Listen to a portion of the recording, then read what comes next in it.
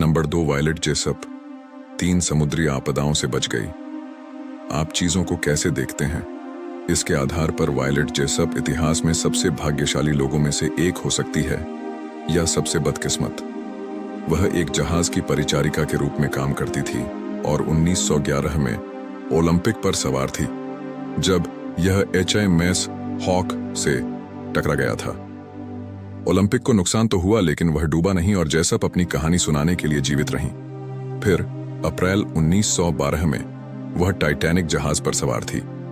आप जानते हैं कि वह कैसे हुआ, लेकिन जेसप एक लाइफबोट पर सवार होकर बच निकली।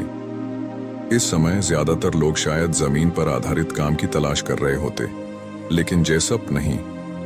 उसने जल्द ही टाइटैनिक की बहन जहाज पर नर्स के तौर पर काम करना शुरू कर दिया, जिसे प्रथम विश्व युद्ध में अस्पताल के जहाज में बदल दिया गया था।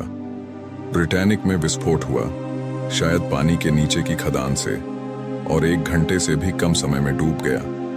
जेसप के संस्मरणों के अनुसार वह एक लाइफ बोट तक पहुंच गई, लेकिन जब वह पानी में उतरी तो उसके अलावा सभी ने उसे छोड़ दिया, क्योंकि वह ब्रिटानिक के प्रोपेलर से मुक्त नहीं हो पा रही थी।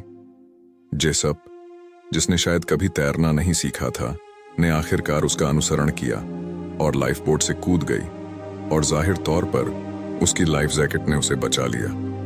वह 84 वर्ष की आयु तक जीवित रही।